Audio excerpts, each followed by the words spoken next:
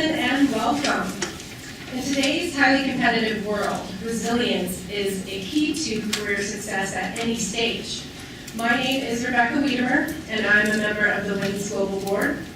And on behalf of the Colorado Regional Network, we are also very excited to have you join us for today's momentous event. As today's panel is being, the Resilient C-Suite, Seeing Obstacles as Opportunities, is being broadcast via live stream to all employees. Now, it is my pleasure to introduce our moderator for today. He oversees the Content and Operations Organization, providing data and analytics to a suite of product platforms. He also oversees first-line customer product support and data integrity. Now let's give it up for our very own S&P Global Market Intelligence Chief Data Officer, Nate Haskins.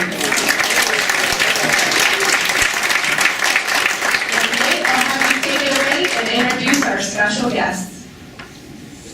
Thank you, Rebecca. I have to say that it's absolutely, without a doubt, the greatest introduction I've ever been given. You overstated a little bit, but we'll roll with that. Well, thanks everybody for being here. This is great. I'm excited to be here with this panel. When Sandy and Rebecca first approached me about doing this, I said, resilience? I want to know more about that. But I'm not the speaker for this. And they're like, it's okay, you're moderating. So I'm excited to hear what our panel has to say on the topic. And just to get some introductions out of the way here.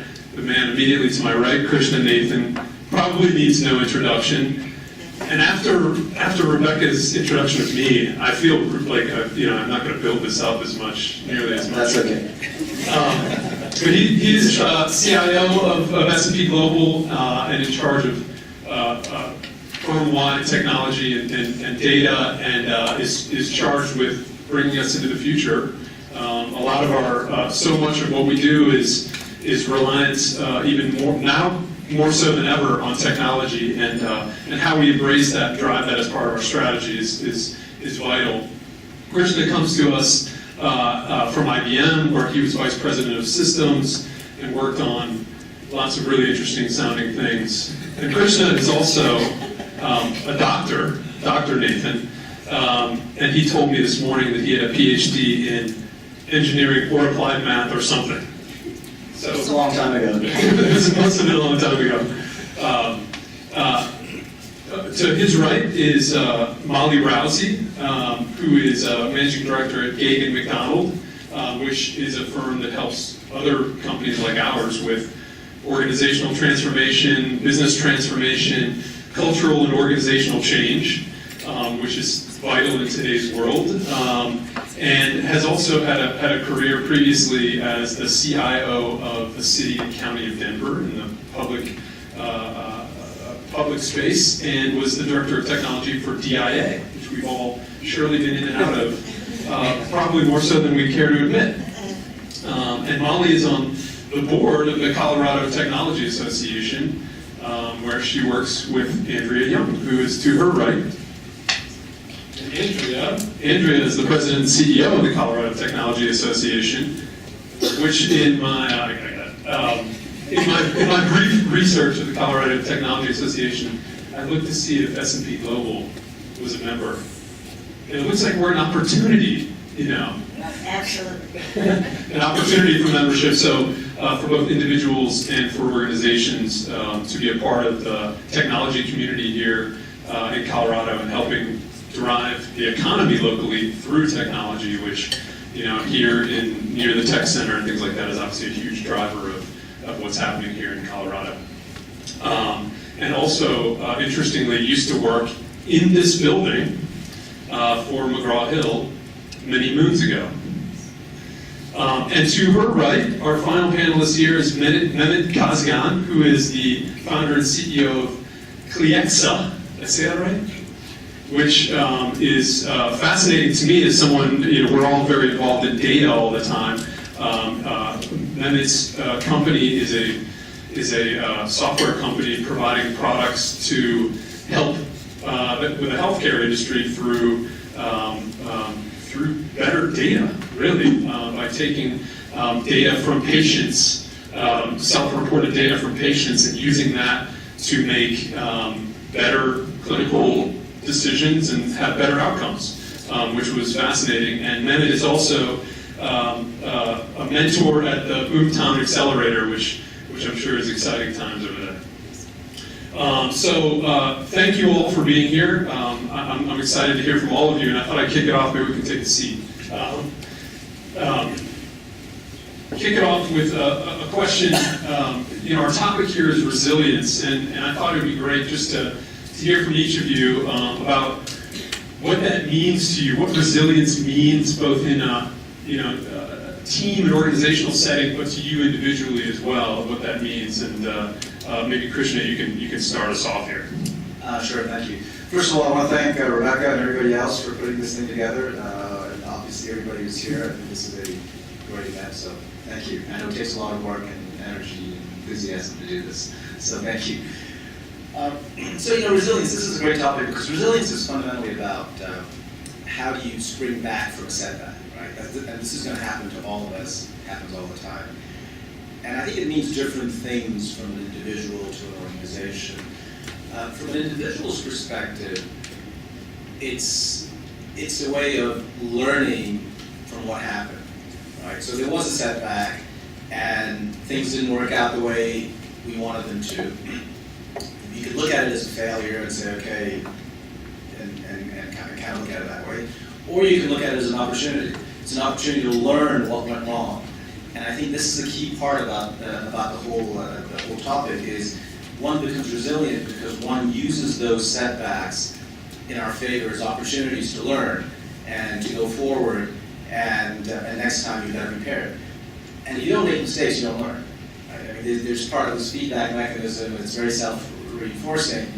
And by the way, we were talking about machine learning earlier, so this came to mind. This is how we do artificial intelligence and machine learning. This is how it works, right? You show hundreds of pictures of cats, and you say these are all cats, and then you show some dogs, and these are not cats, and that reinforces the learning. So it's very similar. So I think as an individual, it's all about recognizing what went wrong and then learning from it.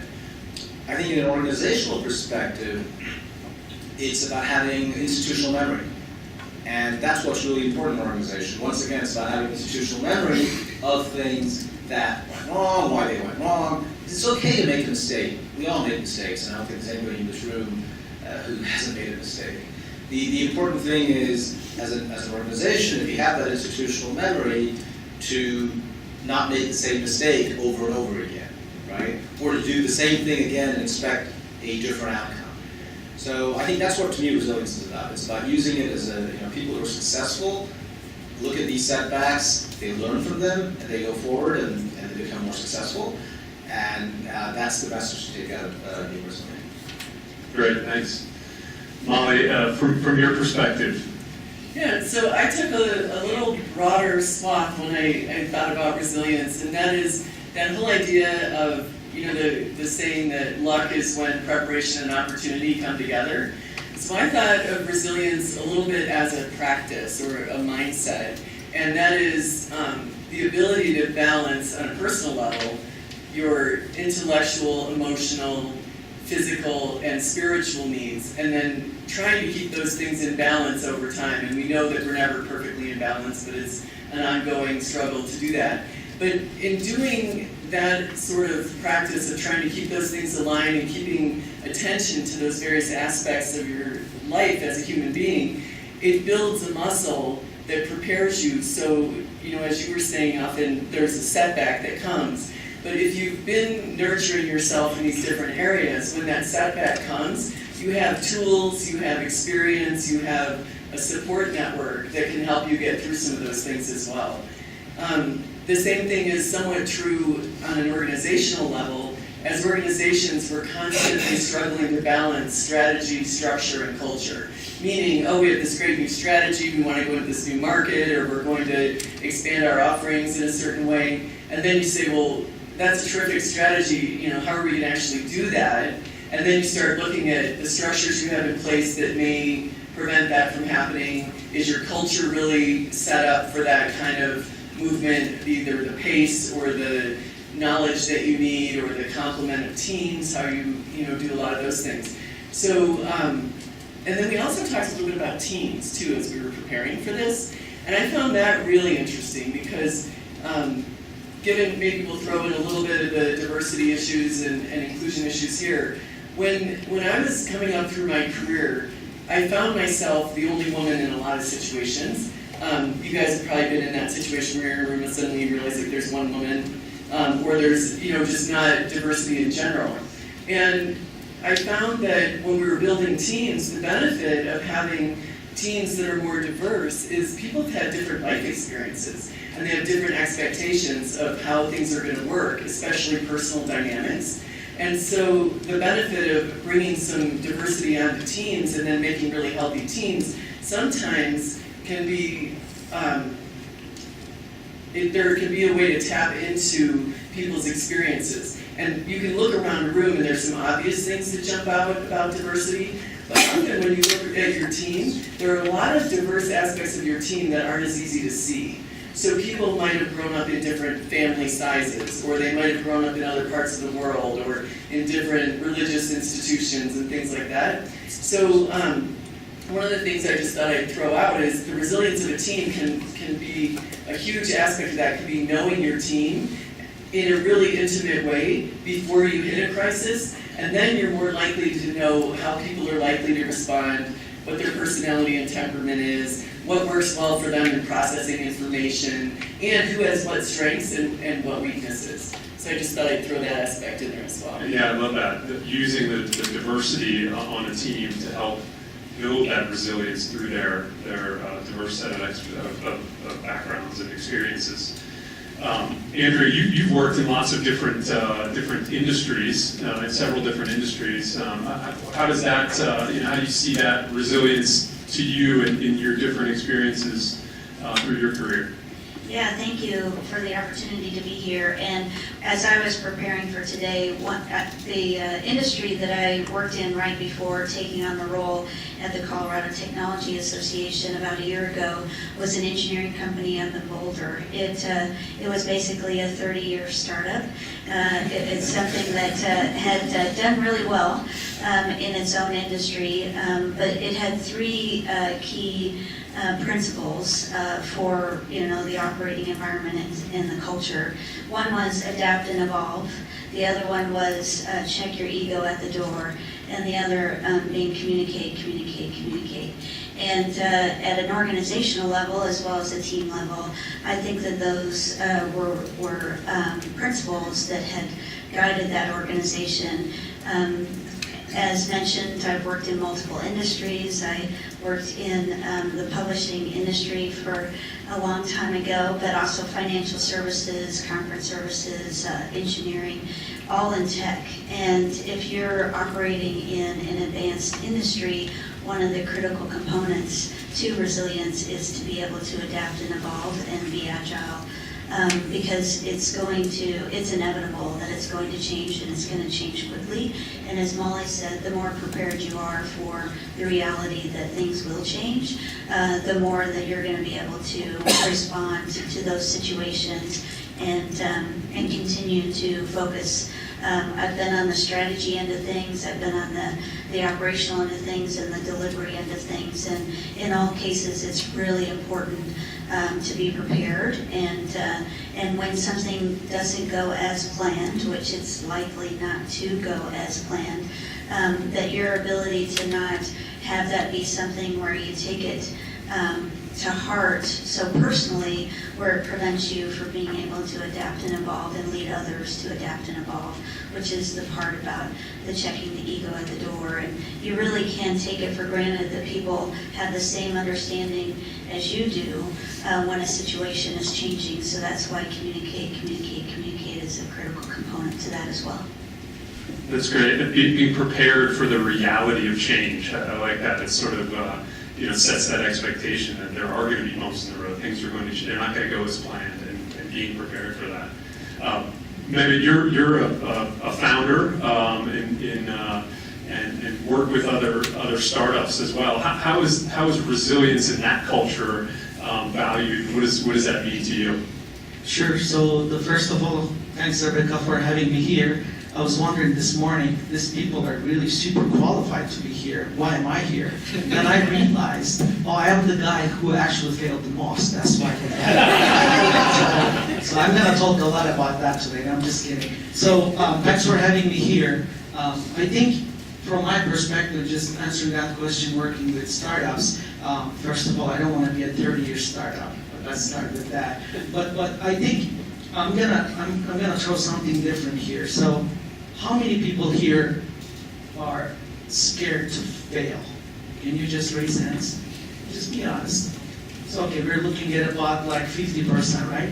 So I'm gonna just say this. I worked in technology and different areas as a leader too.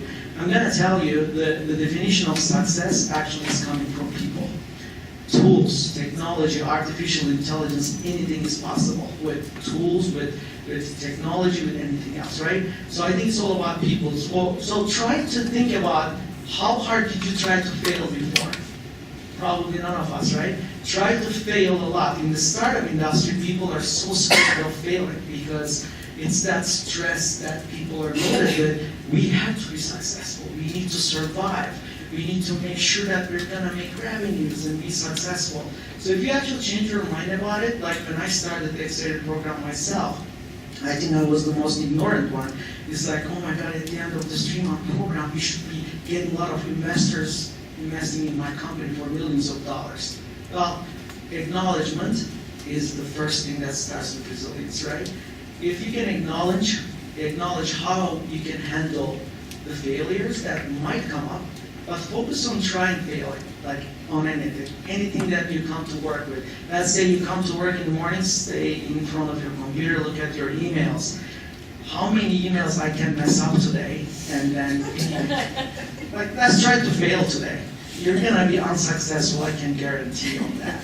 So if you start your day like that and start to be a little bit more acknowledging behavior that you actually build yourself. I tell startups all the time, do not expect a lot of things that you're going to be successful or fail. Just try, and then acknowledgement, and then comes actually the persistence. So if you can acknowledge and be persistent, I'm sure you can handle the resilience really well. And diversity, I can talk about pretty much like 30 hours here, as you can tell. And Rebecca, you told me this has an accent remover, but it doesn't, so sorry about that accent you're hearing right now. I'll let you talk more. That's great. Having this diversity of experiences here is really giving some good insight. There are a lot of qualities of successful teams and organizations and people. How important is resilience on that spectrum alongside things like talent and work ethic? And how do you think about what makes teams and people successful? Krishna? So, I think we've heard from, different perspectives, and I think the key point that comes across is resilience is a very important part of what it takes to succeed, right? Because for all those reasons, it's failing and learning from it. And by the way, it's not so much just failing for the sake of failing, but if you're going to fail, you want to fail fast, right? That's one of the things. You don't want to be a 30-year sort of failure mode for 30 years because you don't get to do it more than once then. So you do want to be able to fail very quickly. But if you look at talent, hard work, you mentioned luck, all those things are there, right? But the ability to recognize, and as I tell my kids all the time, everything isn't fair, right? Something happens and the first thing is, but it's not fair, and yes, but that's not what life is. So you need to be able to move beyond that. There are circumstances beyond our control, and recognizing that up front is part of what makes someone resilient. So the lesson here in terms of how key it is part of it is that preparation. Part of it is saying, I can do all these things, but what's plan B? Because something came out of nowhere, you had all these things, and you couldn't plan for it. So you want to plan in some sense, but this is not going to work. Despite everything I do, this is not going to work. So I think it's a key part of it, and I think the diversity where it helps is precisely here, because the diversity gives you multiple points of view. You might get into this groupthink and you're all convinced that this is the way to go and this is it. And if you have someone who has a different context and is looking at the problem differently, they'll go, well, you know what, this could happen. And then as an organization, you have to have the culture to recognize that and go, okay, let's do a plan B, right? We're aiming for plan A, we're aiming for success. This is what we're going to do. We're going to count on success, but we are going to plan for the unforeseen, so you plan for the worst. So I think it's a key part of success. Being resilient. That's great, and maybe Molly, if you could share an example of how you, in your career, experienced an opportunity to exercise resilience, and maybe talk about how, whether or not resilience is something that you're born with or something that we can actually develop. Okay. Well, I'll start with, I thought it was really interesting that two of the folks on the panel said out loud, I didn't feel like I was qualified to sit up here today. Probably each of us, to some extent, thought, oh, am I the most qualified person to address an audience such as yourself? Because this is an amazing company.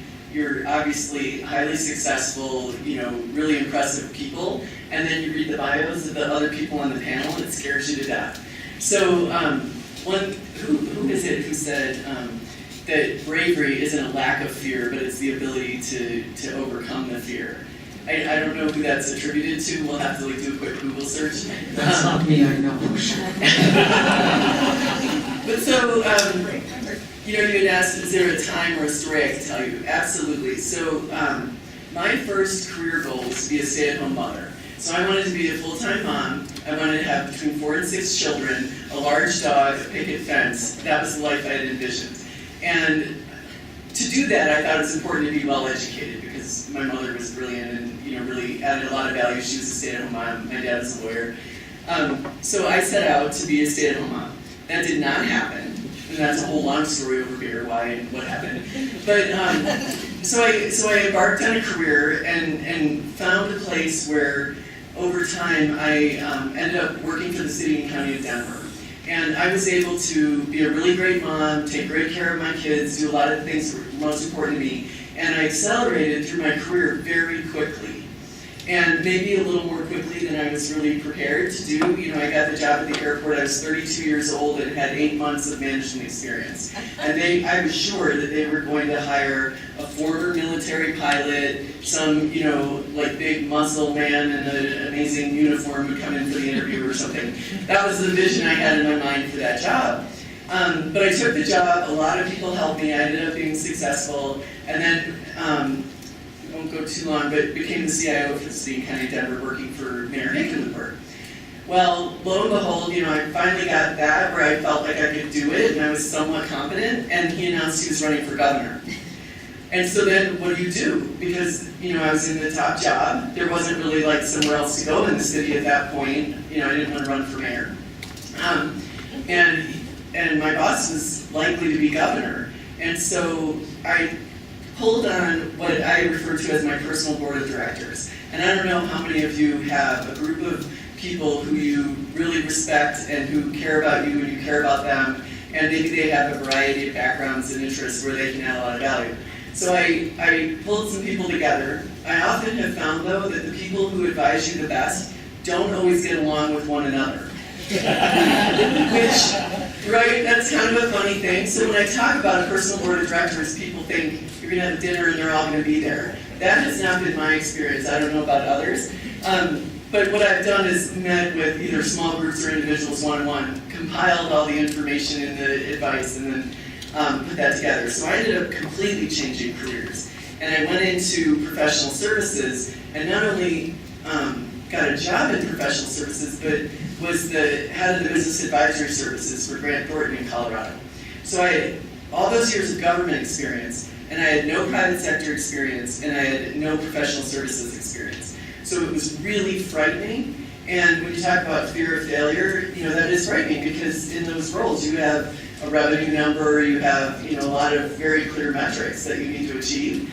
And I did it anyway, not because I thought I was all that qualified, but I did it because it was an amazing experience, an amazing opportunity, and whatever happened, I knew I would learn something. So that would be the story. Your question was, are you born with it or do you develop it?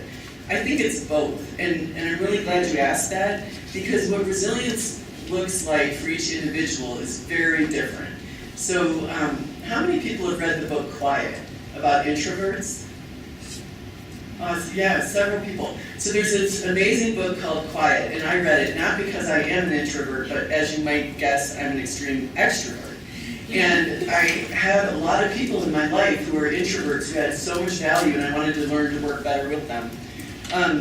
But so you might say, well, is one personality type, one temperament, one, what are the other things you'd be born with? Like just gender or race or anything like that. There probably are some things that would lead you to exhibit resilience differently, but I think everyone is equally able to develop resilience. They might just do it differently. And then yes, absolutely, I think you can learn techniques that help you develop that muscle and help you become more resilient, where you can kind of, when you were talking about the bad thing's gonna happen and we have to figure out how to process it and make it better, I think that is something you get better at with practice. Would you agree? Yeah, definitely, because you learn to recognize it sooner. Right. That's great. So one question, so do you have the picket fence and 6 kids? Yes, Definitely we'll in mind. talk more over here, but yes, I was able to create what I wanted in that dream and have a career as well. Yeah. I like that your personal board of directors encouraged you to make a leap and to take a risk and maybe, do something, clearly you've got people's support, you got support around you that you tapped into that helped you kind of get through that period of change that potentially could have been a setback and ended up being an accelerator, which is pretty awesome. Angie, anything on those topics? Can it be developed? How can we develop our resilience?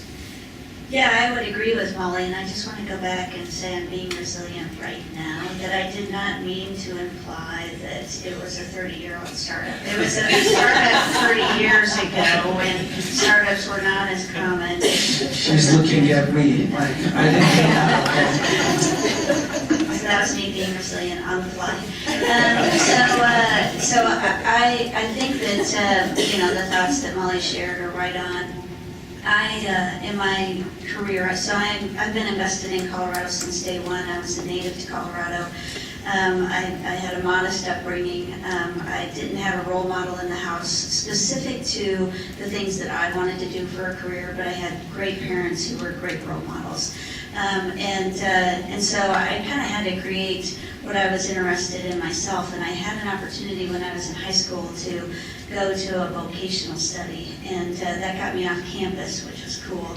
But it was called data processing at the time, and our lab was computers. So I did punch cards, I did the green bar paper, I did, there was a computer on the table that was a personal computer, and it's like, why would you need a personal computer? And I'm dating myself right now, I realize that. But I just was so fascinated, and I knew then that I wanted to be a part of progress. And I got into my career and I got involved. I always saw myself leaving Colorado and going to Southern California because that was cool. But I stayed with it, and I worked a lot, and I have been able to raise a family, and I've been able to do a lot of things. I'm a very family-oriented person, but I always wanted to be a part of progress. And it was also very important for me that I was able to someday get my master's degree. And I was at Janus at the time, and we were blowing the doors off the financial services market then. It was before the .com and all that. And I tried it then, and it was just too hard to go to school then because I knew I had to be able to work full-time, go to school, raise the family. And when my oldest daughter went to college, I thought, oh, this is a really great opportunity to return to work or return to that idea. So persistence, I could totally relate to that. And I was working full-time. We were doing 5-6 new product introductions at work, and I was going to school at DU in their EMBA program, and I did that for 18 months. And there was a point in time that it was getting closer and closer to graduation where I didn't even feel like I could think anymore. Like I can't think anymore. And it was 5 in the morning. My assignment was due by 8. I had to be in class by 8. I had to send 10 emails to my boss before school started. It was just so intense. But I walked away from that experience. And part of the program is that you had to understand how you got there. And I was really able to understand how my parents prepared me for that without me even realizing it later in life. Because they were very resilient individuals. My mom worked for Frontier Airlines the first time around in the finance department, and she had benefits, and there were 7 of us. And they took us flying, non-rev, family of 7, flying standby, strategizing the entire time. Are we going to get, if you get there, you take the baby, we'll do this with it. You can get there ahead of me, if I get a chair, you get a chair. And like all of that was going on, and it just made me, when I went through that entire experience for that 18 months, it brought my whole life together. And so I think that there's things that you're capable of doing on your own and establishing your own mindset of what you want to do and what you're passionate about, but I think that you draw along the experiences of people and your life as you go along your journey, and that was my journey. And so I would just say, out of all that, just really try to use every moment you can to reflect back and absorb what you're learning as a lifelong learner as you're learning it, because it is something that is happening and it's very dynamic, and you may not always know as it's happening. I'm done for today after listening to that. So did I tell you that I'm the least qualified after that? So I mean, you heard 2 things here: strength and persistence. I think I'm gonna just throw this out there related to your question. It's interesting to say, and I agree with Molly. I think it comes with both. Like when you're born with it, and you actually build strength and kind of make it stronger. So you've seen 2 ladies here. One thing you can just basically agree on: a lot of strength, right? So I think you feel that in time, but you need to have it in your DNA. So I'm gonna just tell you a story, like a very quick story. My quick stories are about 45 minutes long. But, so I was taking a communication training, and I keep taking communication training a lot, as much as I can, because if you're in leadership role, that's number 1 thing you need. He already mentioned about communication maybe multiple times. So I went to this training. It was like this little, certification training, because you just need to get that certificate, and I wanted to get it because I didn't do anything for the year. So it was in Aurora, some little hotel, like people from different areas, like distributors, and I think I was the only one from technology. The lady who was actually teaching the class was a customer service representative for United for 28 years. Speaking of strength, right? So I was like mesmerized with any single word coming out of her mouth. It was the most impressive training I have ever had in my life, including 2 master's degrees. I'm just going to give you that. Now, I was lucky with my background. My dad is a high school graduate. My mom also is a high school graduate. I was the only one graduate from college in my entire family, first time. So, but I was getting a lot of support, like Andrea's family. They were great parents, and I'm pretty much here because of them as well. But anyway, she was telling me about like how you communicate with people, introverts, and amazing book, by the way. One thing that she was saying: view yourself for 3 things. One is your DNA, what you get from your family. So resilience might be in your DNA, you get from your mom and dad, right? And any other things like disadvantageous things too, like my nose I got from my dad. I can't do it. But I acknowledge it, right? That's one thing. So the number 2 thing she said, which was I think most important thing, is your social environment. That social environment is your school, your family, the kids you grow up with, you play with, your team, your soccer team. And then the most important thing is, I'll tell you, anyone here spend 8 hours a day at work. So you spend more time with each other than your wife, your kids, and anyone else. Just do the math, right? So what you learn from each other, what you call success together. So I'm not going to put like buzzwords about teamwork and all that, but she said the second thing is your social environment. Third is what you can do about the first two, right? So how can I actually be more resilient with what I have in my background, and then how I can make it happen with my social experiences. But you always look forward, be persistent, be strong, and kind of take a leap with your career and then move on. Again, I'm not qualified to talk about that a lot, but I am qualified enough to say I've seen a lot of amazing people like that. And what made me successful as a leader in those, big corporates, the people I work with. So you define success together, you define failures together, and you move on. So that's my take on it. I can talk more, but I'm going to let these people have more. Yeah, that's great. Resilience is the ability to bounce back. It's that elasticity. And it's fascinating to hear these different methods for doing that. And I'm curious maybe to hear from you all about some of the methods when you encounter the events that could set you back. There's certain methods to employ. Some people hunker down and just if I work 8 hours a day, well, if I just make it 10 or 12, that's gonna be resilience for me. Or others might choose other ways to work their way through it. Maybe talk about how you think about those methods for coping or for getting through those times. So, I think the first thing you want to do is you want to step back. I think this is the important thing when you're faced with a setback, a failure, or something, whatever it is, something that people bump in the road.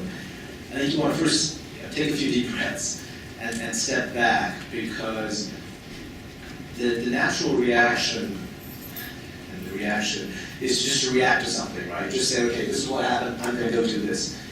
And it helps to just step back and analyze it, and then kind of break things down into little chunks. Rather than saying, okay, this is what happened, and I'm going to do these 15 things, but step back a little bit and break it down into sort of bite-sized things. Okay, I think I see what happened.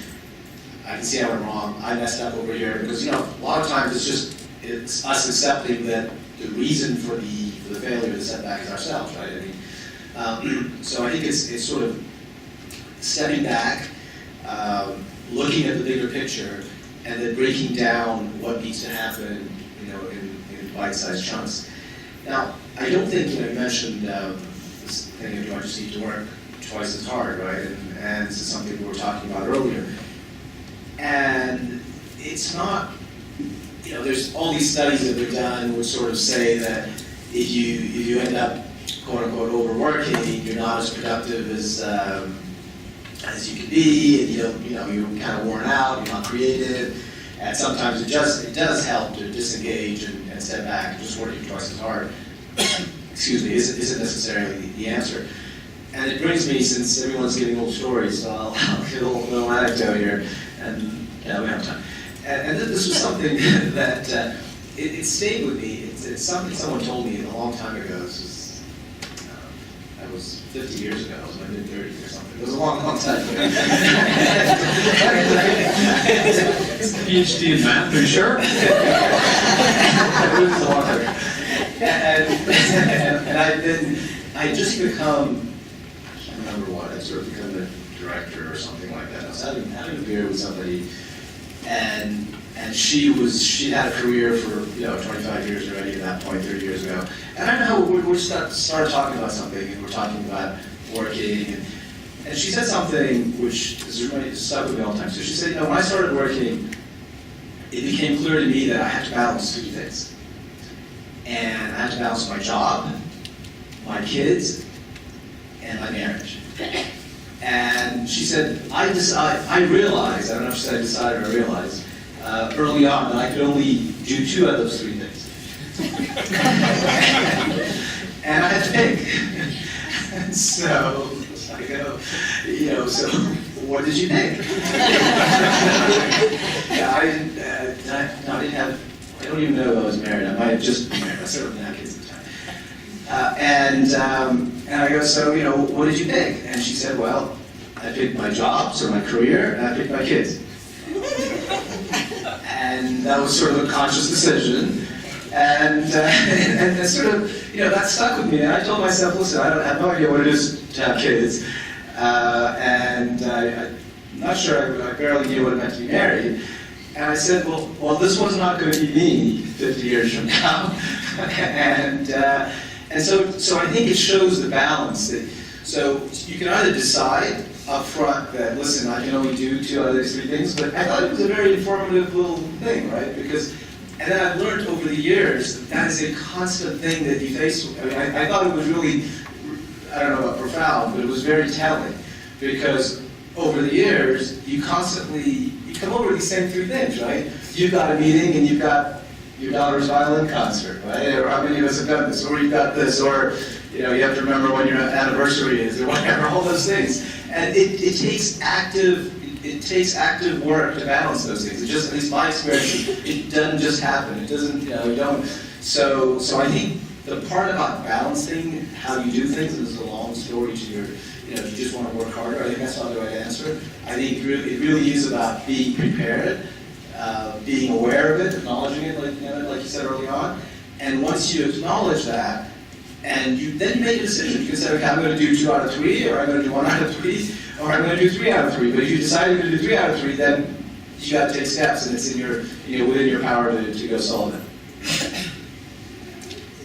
Well, that's really tough to follow, isn't it, Mom? If you want to just, Well, that was a great story. Thank you so much for sharing it. I was having like a whole emotional crisis. I was like, oh my gosh. But it was a great story for so many reasons, right? Because you're hitting on so many of the things that we're talking about. And a couple of them that jumped out at me is these issues are not women's issues alone. Andrea and I have had, I don't know how many stories or conversations or things like this about, we're asked to speak quite a bit about women in technology, leadership, and things like that. And we love to do it. It's a real passion. I spend a lot of time mentoring both young men and young women. And I'm actually starting a book about men called What Do You Want From Me? Because I'm finding...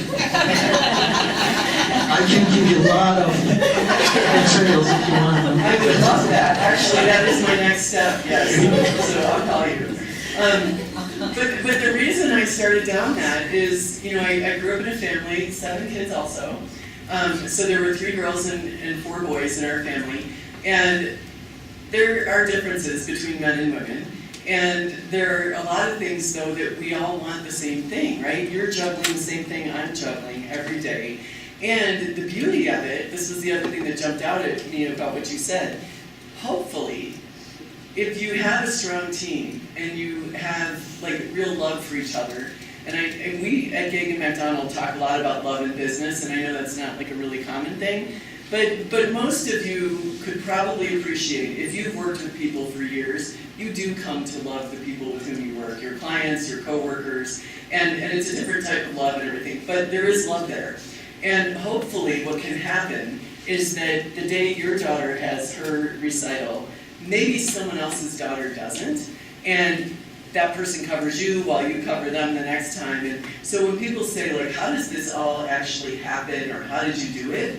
It's letting people teach you things, so being very reciprocal in learning and teaching back and forth, and then also helping each other out, because these things are difficult and it does take compassion. And in the world of work, sometimes there aren't traditional words for these things or regular operating systems for these things, but it certainly happens every day. And that is one thing is I would really encourage people to come from a place of love and generosity and help each other out, because we can all make these things happen. We can all be resilient. We can all recover from failure if we stay together. Surely teams and networks of people who are sticking up for each other and are passionate about their team and about each other and have that connection are going to be able to overcome a lot more than any of us individually could. I think that's a that's an inspiring lesson. Anything from you all on how to maybe cope with some of these? Well, I think that what Molly just said, she lives in an action every single day. And you know, it is one of those things, you know, bringing love into, but to the point of, you know, you're spending a lot of your time with the people that you collaborate with in your work environment. I was thinking about one of the ideas tied to the preparation for today is the concept of working a lot, workaholism. Yeah, and I'm probably, you know, not really good to talk about that because I work a lot, and I'm a very logical person, very analytical. I'm introverted, but I'm someone who, meaning I draw my energy from having a little bit of downtime and recharge my batteries from having a little bit of downtime. And there's two sides to me. One side is the driver's side, because we gotta go.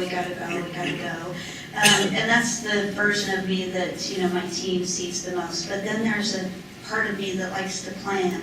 And I like to understand, you know, what has happened, how do we capture it, how do we make sure we don't lose that great idea that we just had. And so in this new role, being in the community space, being in a nonprofit organization, capacity is a big challenge. So, you know, I've spent a lot of time on product development teams. You're always accumulating a certain amount of technical debt. The concept is not a new concept in profit. Or nonprofit, but the bench strength is considerably different. And so that's been a big lesson for me to learn over the last year. And you know, my family, I do a lot of troubleshooting because I've been doing that for a very long time in my career. And my family, like, you know, I'm not a system, I'm actually a human being, and I would really like for you not to troubleshoot me right now, okay? So I really have a lot. I'm trying so hard right now.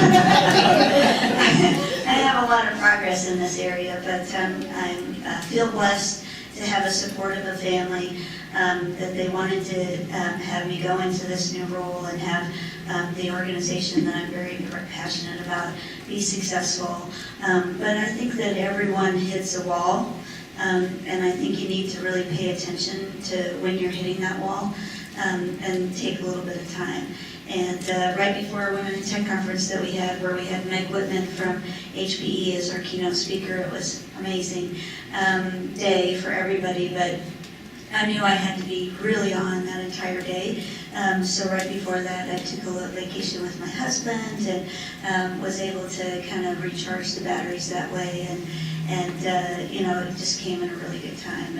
And so I just think that you have to really tune in to your own self, because not only is it going to affect yourself and your own health, it's going to affect the health of your organization, the health of your family, and you just have to be very aware. It is something I'm very passionate about, the work I do, but it's not the only thing I'm passionate about, and just something to pay attention to. What do they say when you get on an airplane? It's, you know, when the oxygen masks come down, you know, put it on yourself first, and then, so you're more able to help those around you. So I think taking some time to recharge is clearly vital in this. Anything how you might coach some of the startups you work with or in your own? Sure. Like very well said from each of these folks here, but a couple of things I'm going to throw again is family. The definition of family, right? So you mentioned about picking 2 out of 30, and then ladies here told me about how they get support from their families as well. The way I look at it is who I spend time with is my family. You can balance that out with how you can prioritize things, right? Like you can see what is important for you, what's not. I mean, sometimes it's hard to do it, but family for me is like I spend 10 hours a day doing something. I need to spend time with my kid, with my wife, and then like people I work with also, I treat them as family too. So like I'm gonna just tell you something quick here. I was invited to another panel like this, and they said, can you talk about like how to advance IT in healthcare? You know what I talked about? I talked about culture. Advancing IT, you know what? It's easy. How can you change culture? How can you change people? If I come and tell you, can you change the way you do things here? 90% of you is going to say, first, why? And then you're going to start questioning it, and then finally you're going to get to that. So there's a lot of buzz around being agile on technology, and then I think we practice that at home. My wife is an agile coach. We do a retrospective every day at the table. I'm not the only one. Yeah, I'm like, yeah, there you go. There comes Daily stand up diversity. over breakfast. Right. And then tell us So why about do you have to come to your house for dinner? She's like, tell me about your day. What went wrong? I'm like, you're gonna be kidding me. But interesting enough, as we talk about things, I think one thing comes up: how open-minded you are to resilience, to diversity. We come with like some backpacks with like some experience that we have, like I said before, with DNA, with our social environment. If you can be open-minded, that's what I tell to the startups I work with. Be open-minded. Be open-minded to failure. Be open-minded to anything you can face with is going to be a challenge. You just focus on how to get there. Don't worry about the things that might fail you, but how to get there is one thing. So if you think your coworkers, your team that you come with, being present, I learned from yoga past 6 months, it's a really deep term, I'll tell you, even for a guy like me, like super deep term. What is being present? Like, I come to work. I want to be present here. I want to enjoy my time. I want to be having fun with the coworkers. How can you change that culture? If you can change that culture, adapt to it, not even change sometimes, be open-minded, I think you can face everything. That's when resilience become like a muscle that you can make it together. It's like together is the word. Like Simon Sinek is my idol. I keep watching these guys' talks all the time. You can do something together. That's why family is a big thing, because that's the last resort you will go to your wife, to your kid, to your friends. And sometimes, if your kid has a recital, who do you go ask for recovery for that? Your friends, your people at work. So I think that culture, if you're open-minded to it and then treat everyone around us as a family and get rid of the ego, which is hard for me, you can basically be successful in anything. But again, what is success is also relative. That's also one thing that we should also think about. So that's how I look at the whole picture of the teamwork, being diverse, and diversity adds a lot of power. One last thing for 10 seconds. I was at a startup week in Maine. 5 keynote speakers, 4 of them were all actually women speakers, like who were successful angels, like startups. You hear those failure stories from these people and how they get back up and be strong. There's a lot to learn from these people. I'm even learning right now from all these speakers. So. And just to add, when you said being present, I think that is so important. We, with our conference that we had just a few weeks ago, our theme was be brave, be bold, and be present. And we integrated mindfulness throughout the day, where we had a mindfulness coach come up periodically throughout the day and lead the entire conference through an exercise of mindfulness. And I think so often we can be so buried in what's going on in our electronic world. And I try to work with my team on that multitasking is not necessarily always a good thing. And being present in a situation, whether it's being present in the office, present with the client, present at home, present with yourself, I think being present is really, really important. And so I really echo what you said about that, because it's that whole mindfulness, and it's so important, because I think it helps us, give us those triggers of, we might need to take a little bit of a break, and need a vacation, need a this, need a that, need a coverage plan. Those are all things that by being present and not being so obsessed about what's going on in the digital world is really important. A few minutes left here, Molly. Any final thoughts from you on the topic, or anything following up from any of these? I was just laughing about in our family, we have this term like, whose turn is it to be the adult?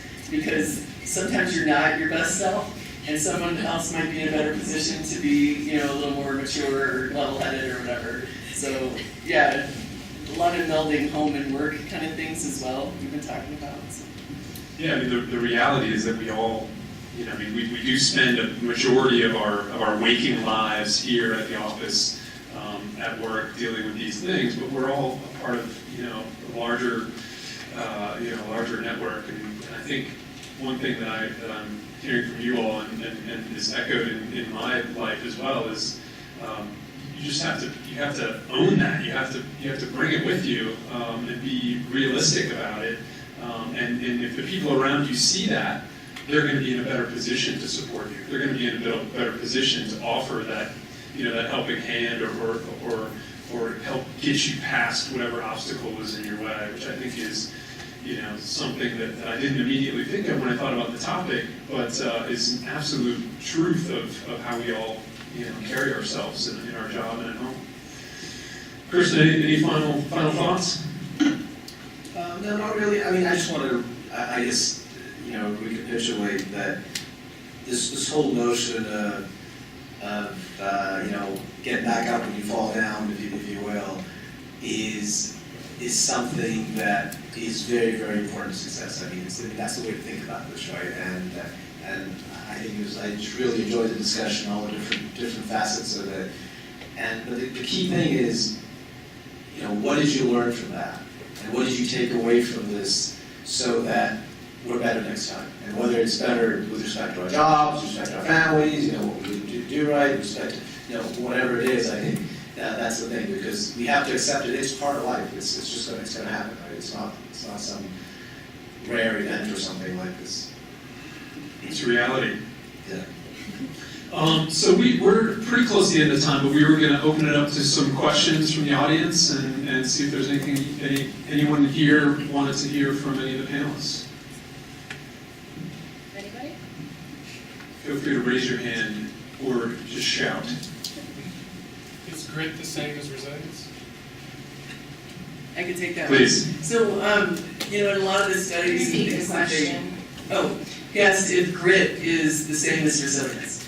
And in a lot of the studies that I've read about resilience, grit is one aspect, but if overused, then it could be a problem, right? It goes back into if you just keep your head down and keep going, that is one aspect of resilience, but it could be overused, and you want to kind of pull in some of the other areas to get the full balance of what resilience really means.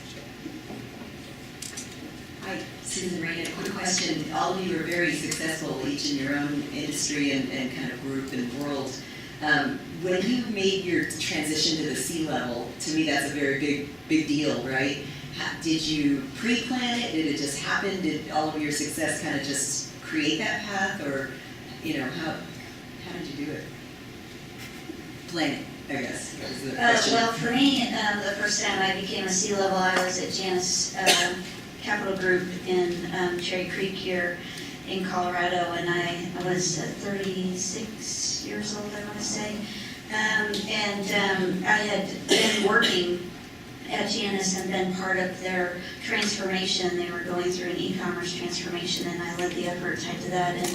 And I felt like there were some aspects that prepared me for going into that role, but being able to be prepared for peer-to-peer, the managing up, the things that are just even hosting a town hall meeting with my entire team and being what do I think they need to know about and what's most important for them, because I hadn't communicated at that level. So there were some things that I learned along the way that I'm glad I was put in that position for an organization I had been at and kind of knew the organization. But there was a lot of things to learn about, like I said, the peers, being able to manage up board level interactions. And then also from me as a top down, how to be clear about strategy and communication and how important that was. I think I wasn't as prepared, but I kind of got into a really good rhythm about how frequent to communicate to the team because it was so important. It was one of the most important things for me to do is to communicate to the team what we're doing, why we're doing it, and why it was important.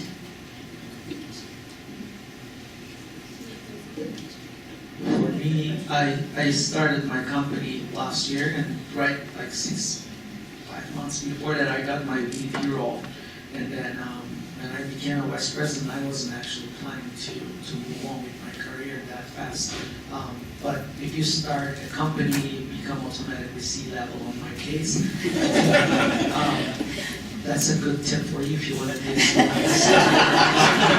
tell them to start ups all the time. But I think eventually I will come to that point after in that position, like a couple of years, I guess. So in my case, it was more like the flow that I was with, and again, I'm like, I want to be a C-level person, start up a company, and become. Again, it's a C-level because you have a startup, you have like people you work with. It's hard to be a C-level like these folks because you have more responsibility. For me, it was kind of an easy path. I'm just gonna say I was lucky. So. Mike, you make it sound easy, but you're the chief executive. You're you got a lot of skin in the game. More, for sure. I think we have one more here. I'm actually just here to wrap up. I'm just here to wrap up. Even better. Great. Yeah, come on in. Yeah. So I think this is, I wish we could go on another hour. This was truly, I think all of you hopefully got a lot out of this. My name's Heidi Hubble. I'm the head of QA for Ratings Technology. And I am part of the Global Bid Score on the Strategic Committee. And welcoming these guys today kicks off a big week for us here in Denver. Thank you for coming. Thank you to our regional network and the board of directors there for their support. And I have to thank Rebecca Wiedemeyer for all of her efforts on this. It would have never happened. You guys all know personally what she put into this, so thank you very much.